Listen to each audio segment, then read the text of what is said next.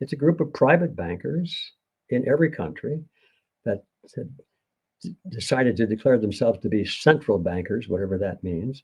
That means they're not really bankers. That means they're in the business of creating money in the name of the banks. And it means that they're a cartel too. But their structure, their minute structure, can be different from country to country as long as the fundamentals remain the same because of the traditions of the country. But when you finally get past the traditions and the decorations, you find always that it's a group of private bankers that are controlling the supply of money for the nation. And they do so without many limitations at all. They just do it because they have been given the power to do it by the people who voted for them and supported them as they voted for certain pieces of legislation because they believed what they were told. The people have been told that this is good for them. This is what they've been waiting for. These are the people who have come to save them. This is going to solve their problems. And of course, they never do solve the problems. They make them worse. But the cycle goes over and over and over again. And it's still going on at high speed today.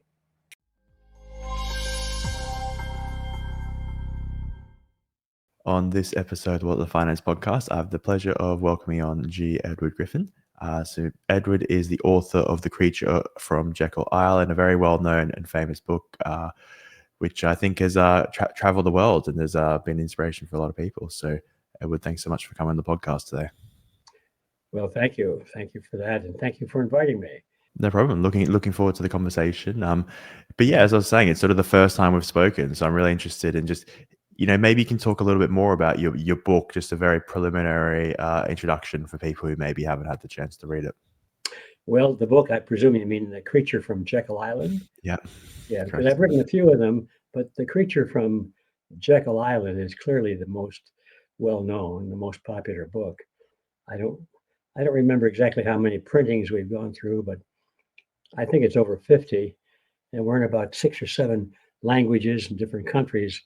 And I can tell you, Anthony, that when I wrote that book many, many moons ago, been updating it, of course, but I never dreamed that I'd have many more people other than my immediate family and friends who would be kind enough to want to buy the book. I never would have dreamed that it by now has reached well over 1 million people in paper versions of the book, and probably several times that number through audio versions.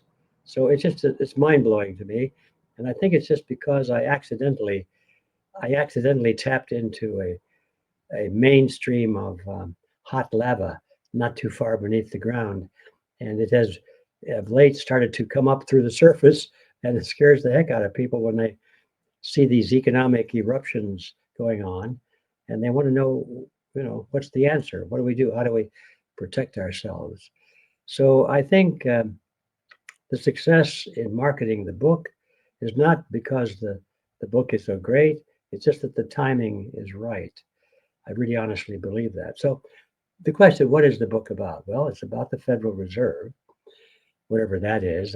When I started to write this thing or study for it, I had no idea what the Federal Reserve System was. I thought it was a government agency, like most people still do. And I can't blame them for not knowing better because I didn't know any better. I went through the school system. I went through the public schools, and then I went through the University of Michigan. And I didn't take any courses in banking and money, but I took courses in economics and history and do things like that. You'd think we finally come around to the topic of what is our money system, since almost everything we do involves some kind of a monetary exchange or value system, credits and debits, assets and liabilities. And it involves almost every aspect of our lives, and we don't even know what it is. So anyway, let me cut to the chase. The book is about my discovery of what the Federal Reserve System really is. And my curiosity was aroused by this in the beginning because I was a struggling filmmaker with a rattling crusader gene. I had decided at an early age, right after I got married, I had myself a beautiful wife and a couple of little kids that I loved dearly, got to thinking about issues outside of my own skin, began to realize that things were not going well out there if you are willing to look a little bit beneath the surface at least. And I felt a burning sensation, kind of a startling thing for me because up until that time, I was pretty much like most young people. I was all about me, me, me. How am I looking? How am I doing? Am I making enough money? What am I going to do on my next vacation? What's my next hobby going to be? Who's going to win the baseball game? Things like that. It was all materialistic, non subsequently important information. But all of a sudden, my life turned, and I decided that I had to do something to save the bloody planet. As stupid as that may sound, that's still my motive. That's still my mission. So anyway, I quit my corporate job. I was doing pretty well in the corporate world. And I decided I was going to go off as a crusader rabbit. And so I quit my job. And the only thing I knew how to do from my prior experience, from what I'd studied in school, was communications. And I'd worked in television and radio quite a bit as a young guy. So I thought, well, I will see if I can produce some very low budget films, documentary films, we call them. In those days, they were more like little series of still pictures that you flash on the screen with a recorded soundtrack moaning over the loudspeaker system, and very low budget stuff. You could do it yourself practically for pennies. And so I was producing those to try and put groceries on the table. And I decided that I wanted to come up with a documentary on inflation. I didn't really understand inflation, but I thought that's a good topic. Everybody is worried about inflation, even in the day when we didn't have very much of it. If we could have seen the kind of inflation that we have today, if we could have seen it back then, we would have probably been howling like cats with their tail in a rat trap or something. Anyway, I started to find out what the cause of inflation was. And that led me, of course, eventually to this thing called the Federal Reserve System. And that's what I learned then. Let's get to the chase. What is the book about? The book is about what I learned. And I got the curiosity going when I learned, first of all, that the Federal Reserve System was created under conditions of great secrecy. It was created under such tight conditions of confidentiality and security that I don't think many wars of history were ever conceived, surprise attacks or anything like that, were ever conceived under conditions of greater secrecy. I mean, it was all done by a meeting made up of 7 of the most powerful bankers representing the big banking interests in the United States. This is back in 1910, this all happened. The representatives of the largest financial institutions in America came together and decided to have a secret meeting away from New York, where all the banking centers were. And they went to Jekyll Island in Georgia, which was a privately owned island in those days, owned by the most powerful people in the United States, the great financiers, the industrialists, some of the politicians, and so forth. The ones with the most money were, huddled in New York, and they decided to get away from New York, and they certainly did not want to go to Washington, D.C. They wanted to be in secret, so they went to this private island called Jekyll Island off the coast of Georgia. And it was owned by these wealthy families and dynasties. And they had a clubhouse. It's still there, by the way, been beautifully restored, called the Jekyll Island Clubhouse. And that's where they went. And they spent about 10 days there. This was in November of 1910. And they hammered together all the nuts and bolts and the schedules. And what I discovered is I figured that when people do something in secret, it's because they have something to hide. So that aroused my curiosity. And I said, well, what is it that they're trying to hide? Well, it didn't take long to figure it out. You start reading the documents and the books and the reports referenced by these people or written by these people themselves, that where they're speaking very openly but privately about what they're doing. It didn't take very long to figure it out. So let's cut to the chase. What did they do? They created a banking cartel. It's no different than a banana cartel or an oil cartel or even a drug cartel for that matter. It just happens to be a banking cartel. And a cartel, in case that word is a little bit strange to some of your folks out there, as it was to me at first, I always thought the cartel, well, that was the Mexican cartel, right? Well, yes, but it's more than that. I discovered that it was at the turn of the century, precisely at this time, that the world, especially in America and the more advanced countries, Western Europe, the world was swinging away from private ownership, or not private ownership, but from private operations, separate competitive enterprises competing against each other and joining together, not all in one corporation, but coming together as competitors and agreeing not to compete with each other.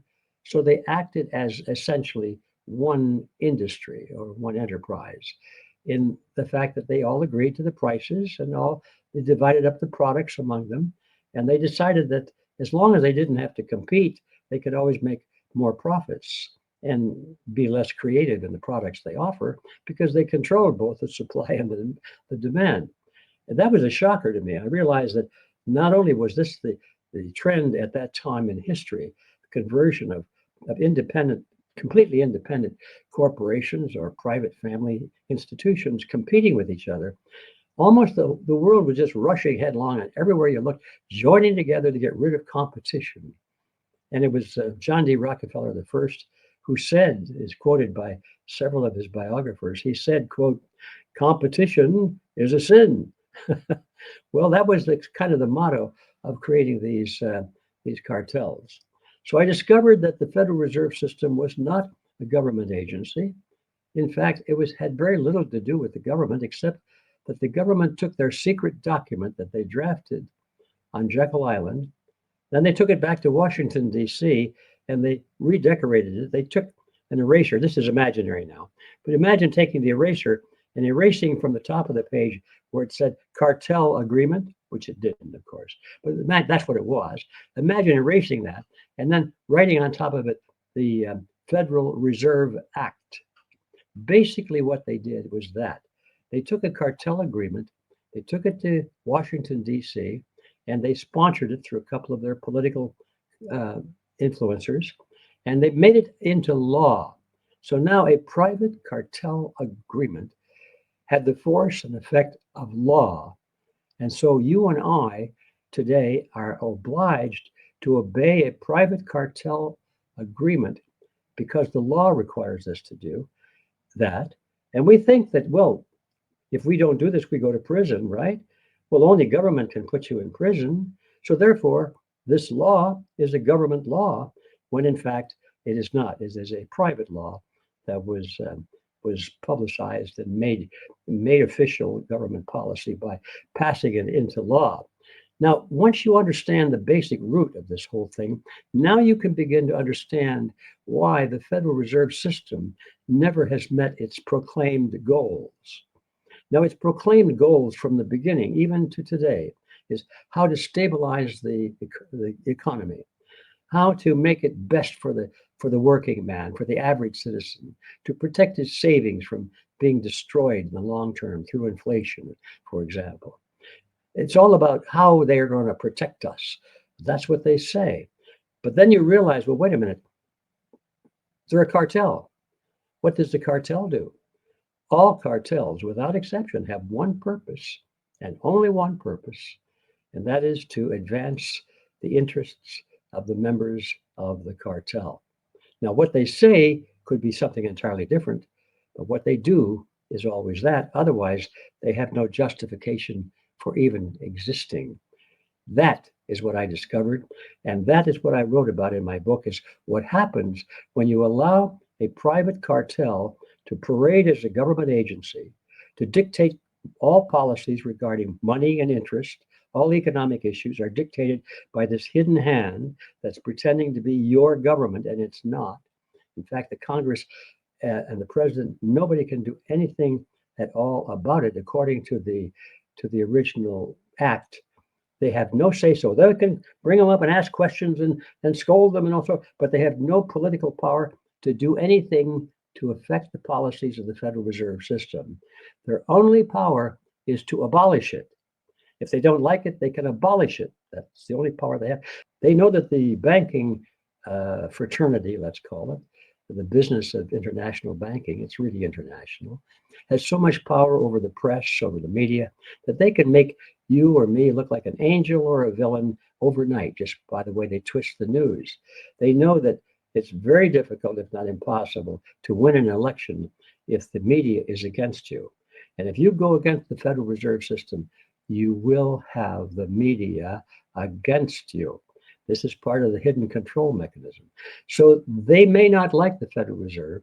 They may, like some of our more recent political figures, talked it down. Oh, we got to do something about the Federal. That's terrible. And they talk, but they don't do because they're afraid of this power that really controls them.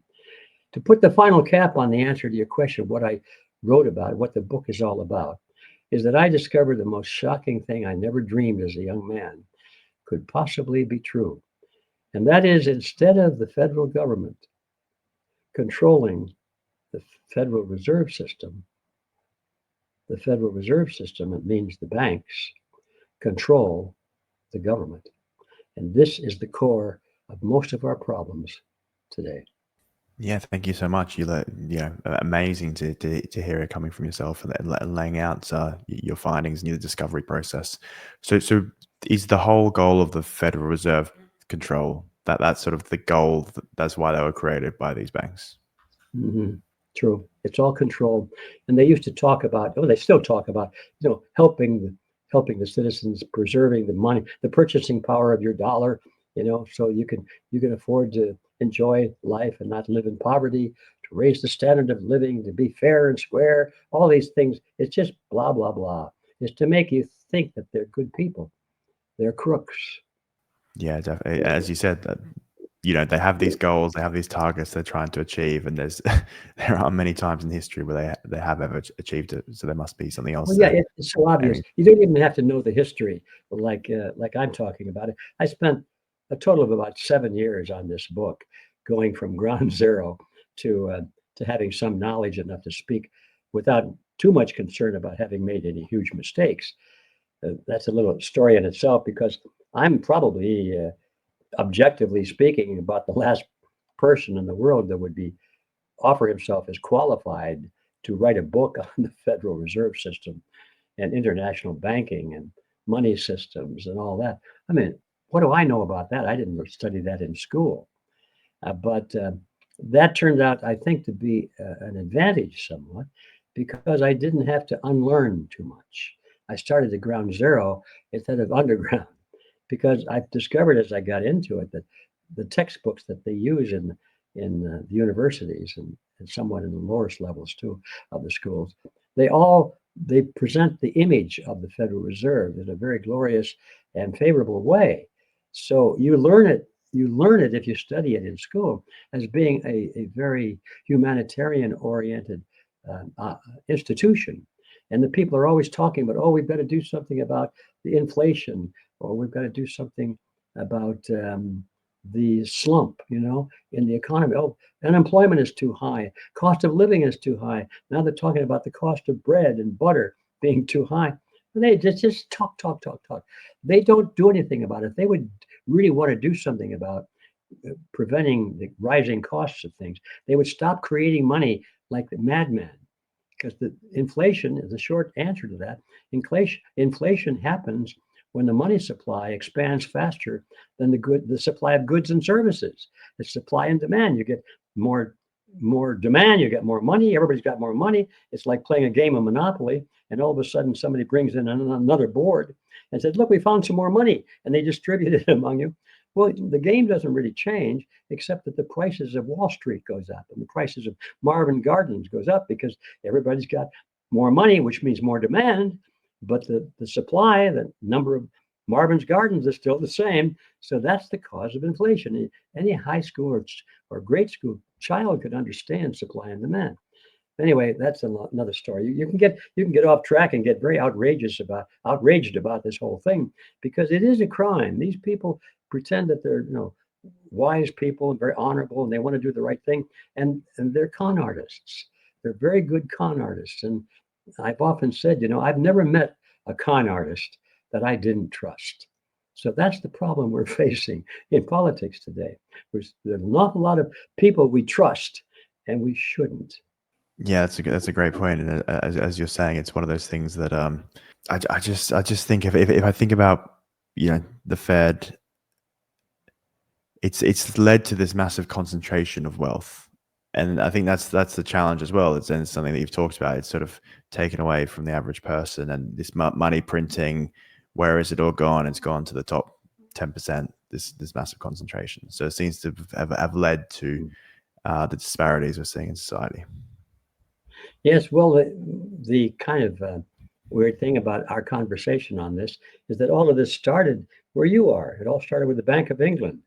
That was the pattern that the American bankers deliberately chose to imitate, was what the structure was of the Bank of England. And it's not an awful lot different than in America, except the decorations around it. It's a group of private bankers in every country that decided to declare themselves to be central bankers, whatever that means. That means they're not really bankers. That means they're in the business of creating money in the name of the banks. And it means that they're a cartel too. But their structure, their minute structure, can be different from country to country, as long as the fundamentals remain the same, because of the traditions of the country. But when you finally get past the traditions and the decorations, you find always that it's a group of private bankers that are controlling the supply of money for the nation. And they do so without many limitations at all. They just do it because they have been given the power to do it by the people who voted for them and supported them as they voted for certain pieces of legislation, because they believed what they were told. The people have been told that this is good for them. This is what they've been waiting for. These are the people who have come to save them. This is going to solve their problems. And of course, they never do solve the problems. They make them worse. But the cycle goes over and over and over again. And it's still going on at high speed today. Yeah. So do you think this trajectory is inevitable, that it's just going to keep getting worse or worse, or do you think there could be a way out of? No, I definitely do not think it's inevitable. I'm not that kind of a thinker. I'm not stupid, I hope. I may be dumb, but I'm not stupid. I know that there are human beings doing this, and there are not too many of them. They're in high positions, and they're kind of clustered together like birds of a feather. They know who each other are. They're not all one race. For example, a lot of people say, "Well, those are the Jews that are doing this," because banking was started by Jews, and most of the important banks are run by Jews. Well, this is an observable historical fact, but that doesn't mean. I mean, it's not the Jews, it's not the Italians, it's not the Catholics, it's not the whites, it's not the blacks. It's no particular genetic or bloodline or social. Social might be more true, but these are birds of a feather that flock together, and they all think alike, and they all practice and support the principle of collectivism in government. Collectivism in government is what we're really facing as the mechanism by which they can get away with this. If it weren't for the acceptance of this thing called collectivism as a good and wonderful thing, well, none of these, or very few of these things, could even happen, because they all require huge amounts of money. That's how they get by with it. They can buy up people. And there's very few people that can't be bought up directly or indirectly by money, even the good people. Because I'll give you an example. Let's say you're a good congressman or a good MP, or you're a good representative in your government, and you're trying to do everything that's the right thing, and you're up against this huge criminal empire posing as your honorable governments or your bankers or whatever they're posing to be, and you're starting to tell the truth and you're gaining some momentum, and they come to you and say, you've got to stop if you value your position and your reputation. And you say, well, I don't care about my position, my reputation. I'm a man of principle.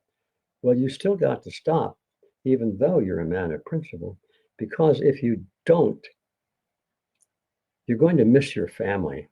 It would be just a shame if something were to happen to them. And now you're listening. Even though you're a man of great principle, you're listening. So then the people who arranged for that assassination do that because they have a lot of money. They can hire assassins and pay big prices to assassins. They don't come cheap. They come expensive, but they're very good at what they do. And when you have an unlimited amount of supply of money, you can hire assassins. You can hold out carrots and sticks to people. You can give people a guarantee of a lifetime job where they don't even have to go to work. They can just punch in now and then and pretend to be a member of a law firm, for example. They can have a desk and they can have a chauffeur. And as long as they just do what they're told not to do, and I mean, as long as they don't do what they're told not to do and play the game, and they can give speeches and they can condemn you and all that. They can condemn the bad guys. As long as they don't do anything about it, then they can live very high on the hog. You know, people will fall for this if the price is high enough. So this is a reality. And perhaps this isn't where you intended to go with this conversation, but I think it's important to know that the people of the world can change this, but first they have to understand what the rules are of the game. And the rules are that institutions, as they get larger and larger, become magnets to the predator class.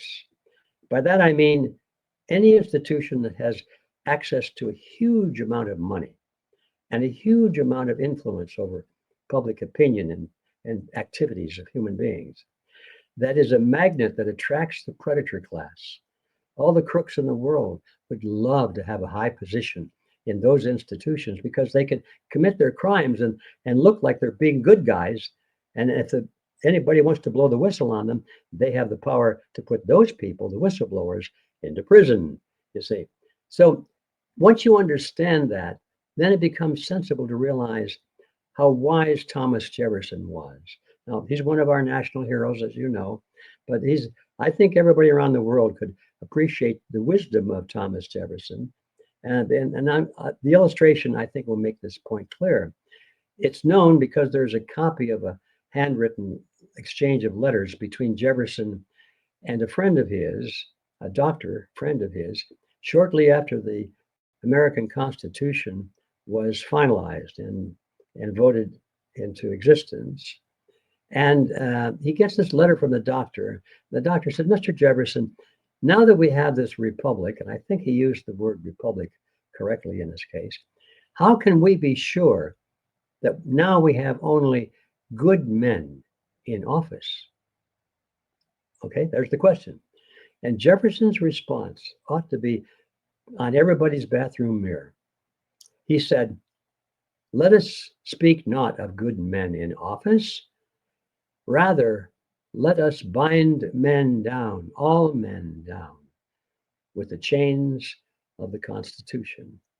Put limitations on it. Tell them they cannot do this. Now, there you have the secret, you see. Now, in the modern vernacular, if we were to quote Thomas Jefferson, he would say, good men in office? Huh? Are you kidding? Because everybody knows that political office in particular is an attraction to crooks. And you just expect politicians to lie to you. You don't think they're a good politician if they don't. It's expected. It comes with the territory.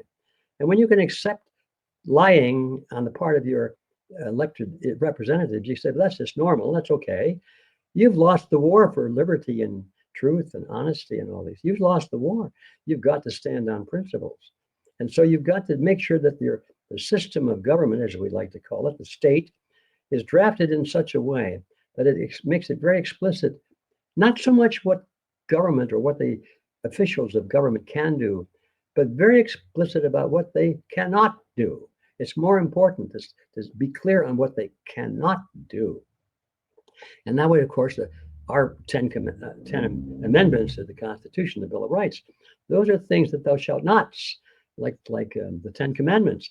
It's Congress shall pass no law respecting the right of peaceful assembly, right to bear arms, freedom of speech, and so forth. This wasn't a grant of power to government. This was putting the chains of the Constitution on government. And so therein lies the secret and the answer to your question. Can we get this, actually change this? And the answer is yes. But first comes an understanding. It must come first of the populations of the world that you cannot trust any institution that has a lot of power and influence over people. You cannot just walk away and trust it to work by itself. You have to watch it like a dog, like a watchdog, because you know for certain that you know in advance that many people inside that institution will be working against your interest, regardless of what they say they're doing. Yeah, so many amazing points there, Edward. Thanks so much for coming on the podcast today. We've touched on so much, as I was saying. But yeah, my last question is: what is one message you want people to take away? Is it what you just said? Is there something else? I think that's my message. And I'll just go one step further, and to amplify on that message, I'll be right back. I'm reaching for a booklet here, if I can find it. And here, I've talked about collectivism, but there's an opposite to collectivism. If collectivism is what we do not want, then what's the opposite? It's called individualism. And herein lies another of the greatest challenges to recovering our world, making our world safe again from tyranny, is that we've got to understand these words they throw at us that tend to confuse us, and we must stop using them. For example, what's the difference between the right and the left wing in politics? Can anybody explain that? Well, not really. I mean, they'll explain it, but nobody agrees with them. You say they got a different definition. I say that the right wing and the left wing are merely two wings on the same bird called collectivism. What is the left wing? Well, I studied this. I really became a student of communism back in the early 60s. I hung out in the communist bookstore. I read all their stuff.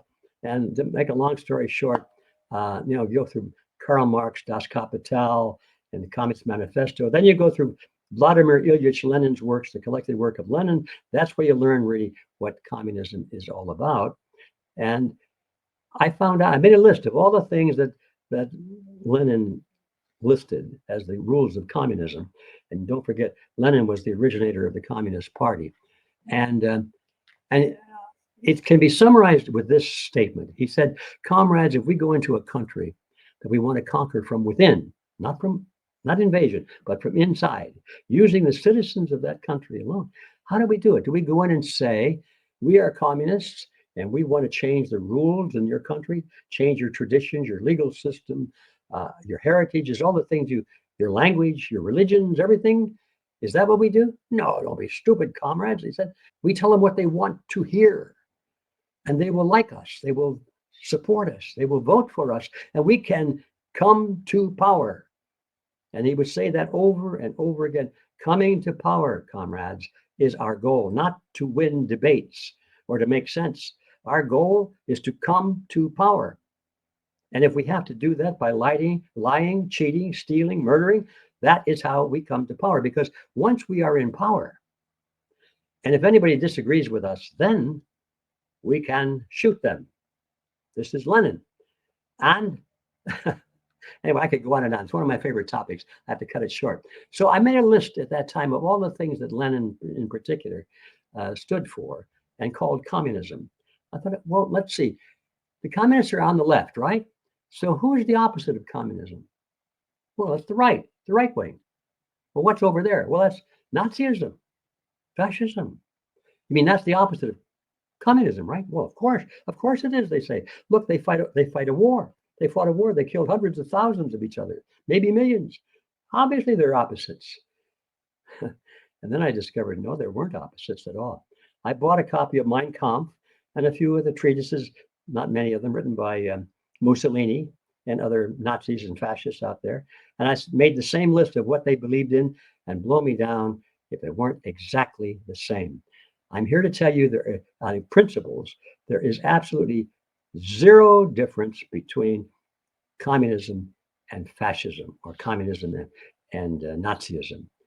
And remember, Nazi is the German abbreviation for National Socialist Party. The Nazis were socialists, not Nazis. They said, we Nazis are socialists, the same as the communists. Well, that's just one example.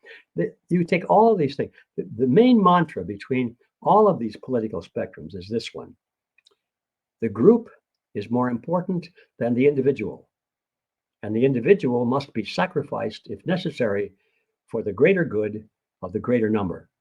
Now, that's the mantra of collectivism. And I found 7, 8, 9 different variants of that and implementations of that. And I made a list of them. But that's the underlying philosophy behind them all. And you find that in Nazism, you find in fascism, socialism, all of these isms that pretend to be something other than what they are. They put a new name on it. And I'm here to tell you, I know a lot of Republicans and a lot of Democrats. In fact, most of them believe that what I just said a moment ago is true.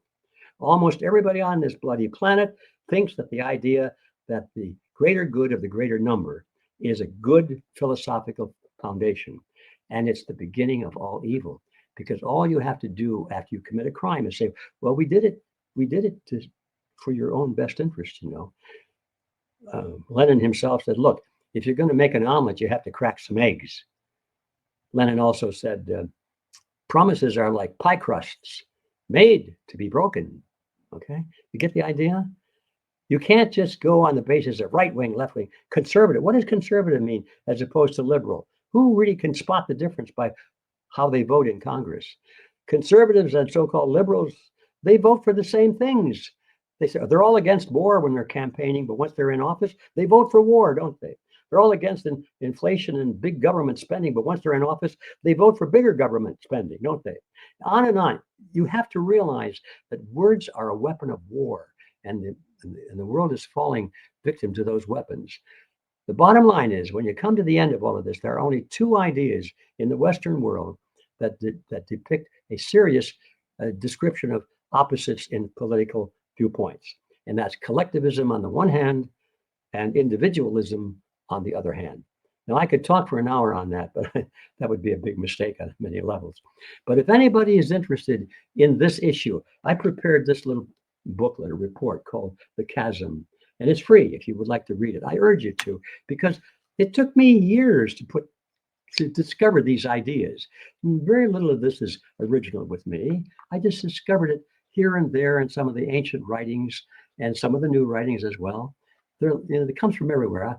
I didn't invent any of this. This is plenty, actually, going way, way, way back to even Plato.